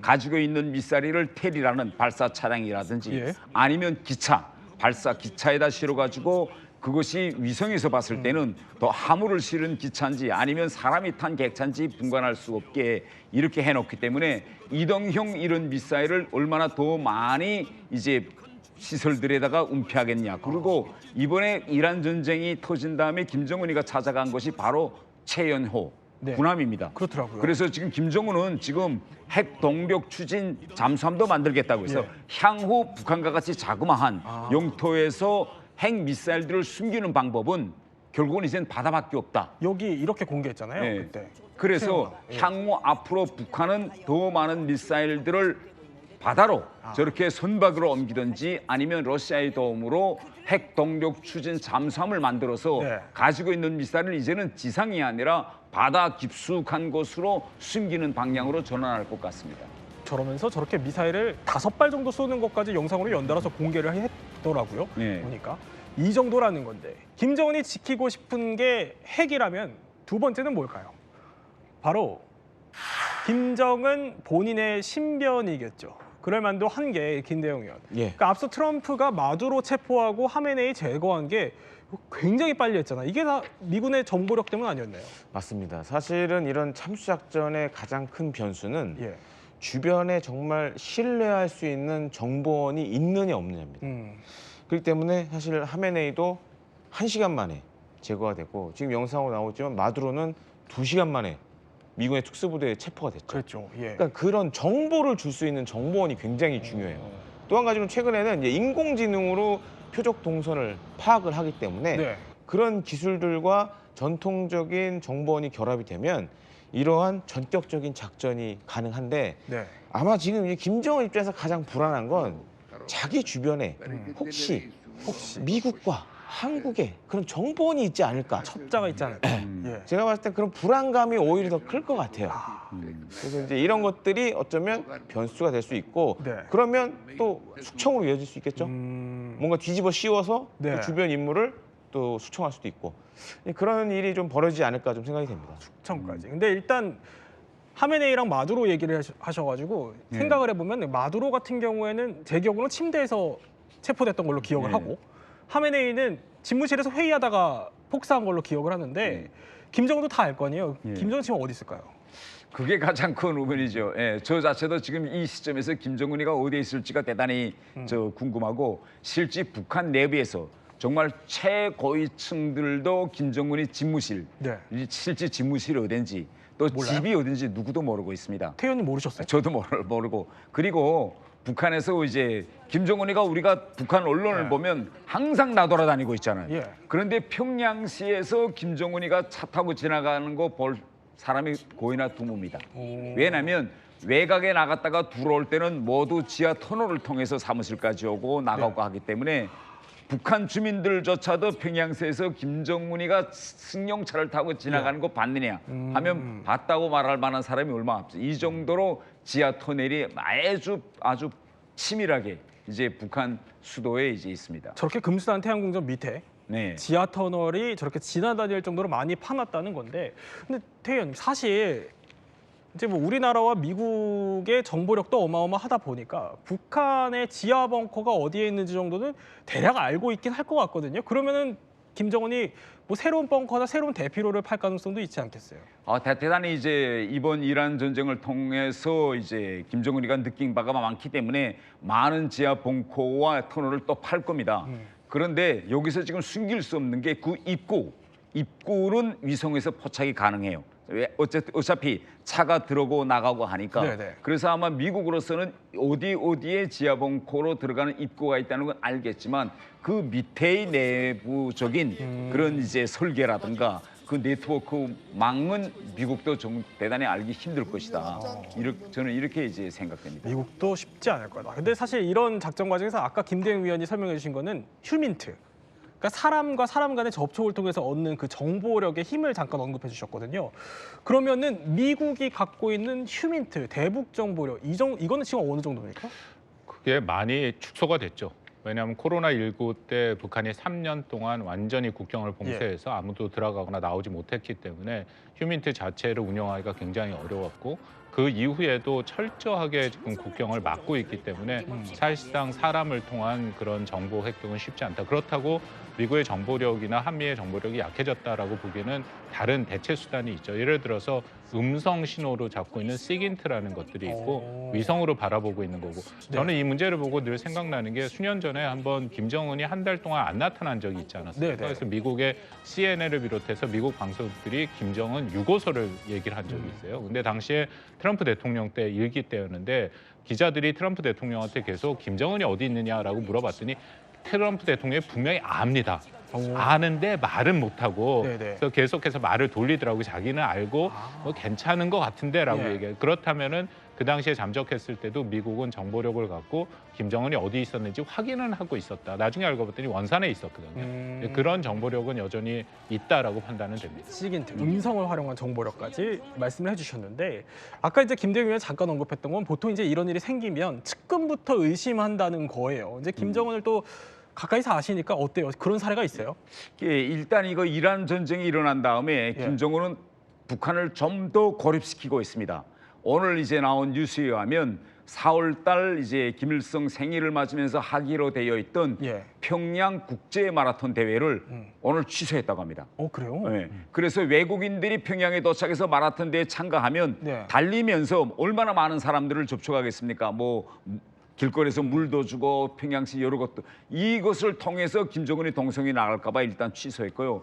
이렇게 전쟁이나 이런 상황이 지속되면 김정은이가 최측근부터 이제 친다고 했는데, 하노이 2019년 하노이 회담에서 노딜로 끝나니 김정은이가 정보가 이거 샜다. 그러면 누구를 통해서 어디에 샜겠는가 해서 최측근을 이제 쳤는데, 그의 대표적인 신뢰가 미국을 담당했던 북한 한성열 부상과 중국을 담당했던 김성열 부상 두 명을 청살했습니다. 이렇게 실제 그들이 중국이나 미국의 스파인지는 증명되지 않았지만 이렇게 정보를 가지고 있는 사람들로부터 김정은이가 의심하죠. 바로 그런 사례가 또 있었다라는 설명까지 해주셨어요. 근데 보면은 사실 이런 상황을 미국이 좀 만들기 쉽지 않은 건 이란과 비교를 했을 때 아무래도 중국과 러시아가 북한의 뒷배에 있기 때문이다라는 분석들도 나와요. 실제로 보니까 조금 전에 들어온 속보가 하나 있어요. 바로 북중 여객 열차가 6년 만에 모레부터 재개된다는 교도통신 보도인데, 그러니까 태 의원님, 김정은 입장에서도 신변이 위협을 받더라도 내 뒤에는 중국이 있다, 이런 생각을 할 것 같은데요. 이 보도가 나온 것이 사실이라면 이번 이란 전쟁의 영향과 관련된다고 생각합니다. 사실 이란 전쟁이 일어나기 전까지는 김정은이가 대단히 러시아 쪽으로 상당히 많이 기울어져 있었습니다. 그런데 이란 전쟁을 느끼면서 중국과도 이제는 똑바로 관계를 가져야 되겠다라고 생각해서 저렇게 열차도 재개하고 또 김정은이 청비서로 이번에 당대회에서 다시 추대됐다고 해서 시진핑이 축전을 보냈습니다. 네. 그런데 오늘 그 축전에 대한 답장을 오늘 긴급 이제 중국으로 보내면서 예. 갑자기 이란 전쟁 이후에 달라진 동향이 러시아로부터 중국 쪽으로 좀 빨리 돌아서려는 이런 여러 가지 동향이 지금 보이고 있습니다. 네, 이렇게 김정은 입장에서 지켜야 할 게 핵과 신변이라면 이거를 지켜줄 수도 혹은 아닐 수도 있는 상황을 만들 사람 바로 트럼프일 겁니다. 트럼프가요. 2기 집권 이후에 줄기차게 이렇게 김정은에게 러브콜을 보내오고 있습니다. 보면은 김정은은 똑똑한 사람 다시 연락해보겠다. 올해 안에 김정은을 만나고 싶다. 김정은 만나러 다시 오겠다. 태 의원님, 지금 이 상황에서 저게 이제 러브콜일 수도 있지만 이란이 핵 협상 결렬 후에 공습을 받은 상황이다 보니까 김정은 입장에서 러브콜이 아닐 수도 있겠다는 생각이 드네요. 지금 북한의 입장에서는 보면 이란 전쟁이 일어났음에도 불구하고 트럼프 본인을 직접 자극하는 건 지금 피하고 있습니다. 이것은 김정은으로서는 항상 트럼프 대통령을 다시 한번 만나고 싶어하는 그런 우중은 분명 있는데 그 시점이 그럼 언제겠는가 이게 중요한데 일각에서는 지금 4월 트럼프의 방중 기간에 전격적으로 김정은과 트럼프의 정상회담이 이루어지지 않느냐 이렇게 보시는 분들도 많은데 제가 판단하건대는 4월 방중 기간은 좀 힘들지 않을까. 저는 왜냐하면 이 트럼프가 지금 이란을 때릴 때 이렇게 이야기했습니다. 이란은 절대 핵무기를 가질 수 없고 가져서도 안 되기 때문에 내가 이란을 때린다. 그런데 4월 달에 김정은을 만난다면 이란 전쟁이 아직 정식도 잘 안 된 상황에서 그러면 전 세계가 트럼프에 묻고 싶은 것은 그러면 북한 핵은 어떻게 되는데 그럼 그렇죠. 없어지느냐. 여기에 대한 트럼프가 답변을 해야 될 그런 정치적 리스크가 있습니다. 그래서 트럼프로서도 지금 이란 전쟁 상황에 당장 만나는 건 그렇고 김정은으로서도 지금 상황에서 만나면 마치 자기가 쫄아서 트럼프에게 엎드리기 위해서 만나는 것처럼 보이기 때문에 이렇게 급하게 전격적으로 만나는 이런 상황은 좀 일어나기 힘들지 않을까 저는 이렇게 생각합니다. 그런데 그래서 그런지 어쨌든 김정은은 지금 최대한 트럼프의 심기를 안 건드리려고 노력하는 듯합니다. 지난달 노동당대회에서 우리 국가의 현 지위를 존중하며 적대시 정책을 철회한다면 우리도 미국과 좋게 지내지 않을 이유가 없다라고 했는데 박 교수님. 트럼프가 받을까요? 그러니까 핵 보유국 지위를 인정해달라는 거거든요. 글쎄 뭐 트럼프의 입장에서는 뭐 계속해서 트럼프뿐만 아니라 백악관 입장이 조금씩 변하고 있는데요. 처음에는 아무런 조건 없는 비핵화 대화를 하겠다라고 얘기를 하다가 워낙 북한에서 저렇게 강력하게 자신들의 지위 결국은 사실상 핵 보유국을 인정하고 비핵화 협상이 아니라 핵 구축 협상을 하자는 거지 않습니까? 그랬더니 조금 물러나서 모든 의제를 얹어놓고 조건 없이 만날 수 있다라고까지는 얘기를 하고 있습니다. 근데 그럼에도 트럼프가 만나서 만약에 협상이 시작이 된다면 어쨌든 북한의 비핵화라는 최종 목표를 포기할 수는 없을 것이고요. 또 그 와중에서 트럼프 입장에서는 자신의 어떤 정치적 승리를 선포하기 위해서라도 북한이 갖고 있는 미 본토에 대한 타격 능력 그리고 그것을 개발하고 있는 모든 그런 과정들 그런 것들을 제거하려고 할 가능성은 좀 있다. 근데 다만 만남이 이뤄지는 거는 저도 태영 의원님 말씀에 동의하는 게 이 이란 전쟁에 새로운 변수가 있기 때문에 특히 이란과 북한은 늘 미국 내에서도 서로 비교가 되는 대상이지 않습니까? 핵을 보유하고 개발하고 있으니까 이제 그런 면에서 좀 변수가 생겼다라고 판단은 됩니다. 네, 지금까지 세 분과 함께 중동 정세 속의 김정은의 복잡한 속내에 대해서 한번 짚어봤습니다.